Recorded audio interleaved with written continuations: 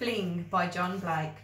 This is a story passed on to me by a tiny magical being, of which you will hear more soon. It's a hard world, everybody knows that. There are winners and there are losers. The winners are on telly 24/7, bragging about their cribs, their wheels, their bling. They like to tell us what great people they are, people who do stuff for charity, people who care about the losers, as long as the losers don't try to climb their garden wall or start a revolution. The winners like to say that anyone can make it because they made it. But most people never do make it. Most people are losers. At least that's how Billy Midas saw things. Even at age 10, Billy was quite sure that he was a loser. His parents were divorced, he didn't live in a mansion, and his trainers were spelt Adidas because they were fakes from Spot Market. Billy possessed only one thing which was beautiful, and strictly speaking, he didn't even own that. Goji was his cat, a lean fishbone tabby so perfectly marked that she was a natural miracle. Whenever Billy had a bad day at school, there was always Goji to climb on his shoulders and purr sweet nothings into his ear. No matter how dismal the yard looked, no matter how drab the kitchen, there was always Goji to brighten it up, to give it warmth, to make it home. Billy loved Goji. Goji was his constant companion. It was Goji who helped Billy find the chimichanga. At first, Billy thought Goji had found a mouse. She was crouched dead still in the yard between an old bike wheel and a broken toy oven, eyes fixed on the hedge. As Billy got nearer, he heard movements among the leaves, then spotted something hopping around, frantic and afraid. It wasn't a mouse, and it wasn't a bird either. It was some kind of person, a tiny person with his leg caught in the length of a garden twine. "It's okay," said Billy. He shooed Goji away and reached in to free the tiny being. The being seemed to sense immediately that Billy was a friend and stayed quite still as Billy picked away the twine. "What are you?" asked Billy. "A chimichanga," replied the being. "What's a chimichanga?" asked Billy. "A thingamajigam," replied the being. Billy viewed the little creature doubtfully. Billy wasn't the kind of boy to believe in pixies, wood nymphs, ghosts, or anything with a name he hadn't heard of. "As you've saved my life," continued the chimichanga, "I shall grant you a wish." Billy was still doubtful. Billy was a loser, and nothing ever good happened to losers. "What kind of wish?" he asked. "Well, what do you want the most?" asked Chimichanga.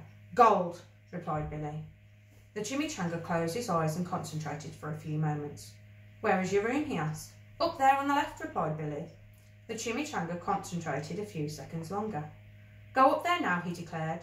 "You will find a golden cushion.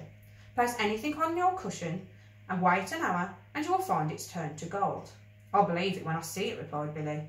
"Of course," said the chimichanga. "If you ever need me again, just call." With that, twin castings on the creature's back split apart, buzzing winds burst out, and the chimichanga was gone on the wind. Billy hurried to his room.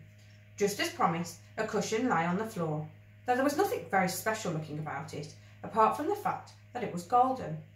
"We'll see about this," declared Billy. He took off the named bracelet that he'd brought for a fiver at Spot Market, laid it on the cushion, not expecting much, and then went off to play with Goji. 1 hour later, Billy was back. The chimichanga had been good on his word. Billy's trashy old chrome bracelet now glinted with the heavenly glow of gold, and by the look of it, gold of the highest purity. Billy slipped the bracelet onto his wrist. It was heavy with luxury. Billy turned his wrist, letting it fall softly, one way, then the other, hardly aware that Goji was rubbing round his ankles in the hope of tea.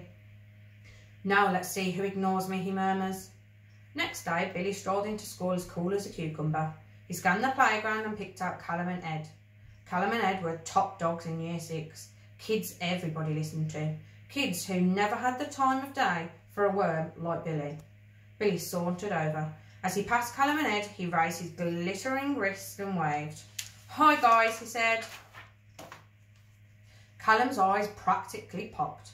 "What's that on your wrist?" he demanded. Billy was quickly surrounded. "What's the matter?" asked Billy. "Never seen 24-carat gold before?" "Where'd you get that?" demanded Ed. "Wouldn't you like to know?" replied Billy.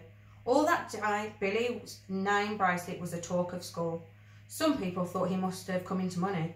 Others thought he'd stolen the bracelet. Billy admitted nothing and denied nothing.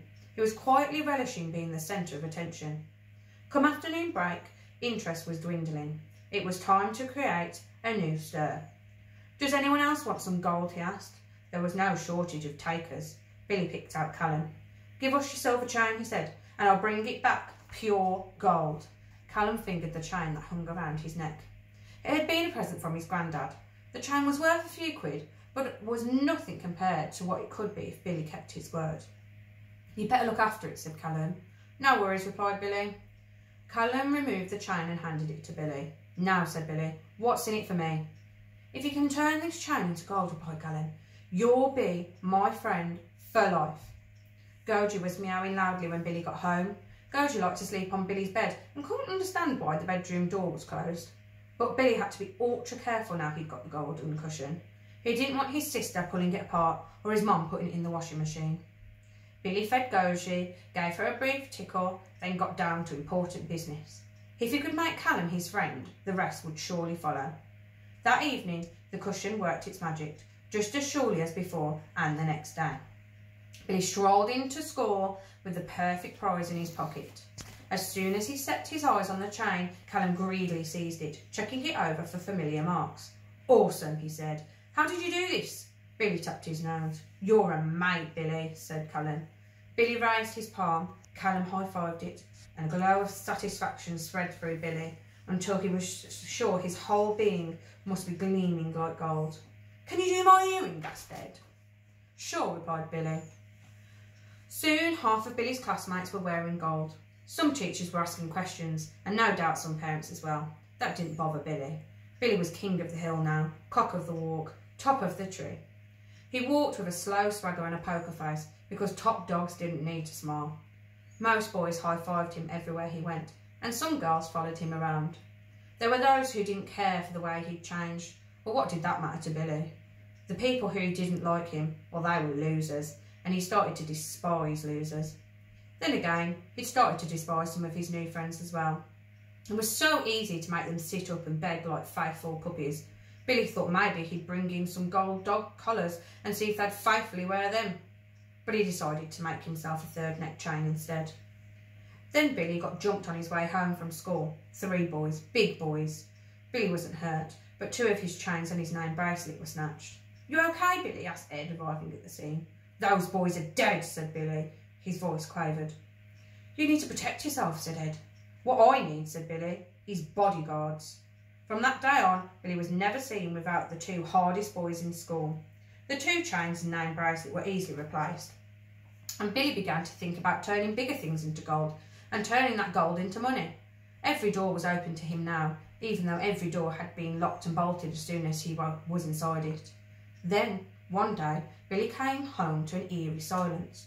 Normally Goji was quick to greet him, either with a quick tour of his legs or a loud meow from wherever she was curled up.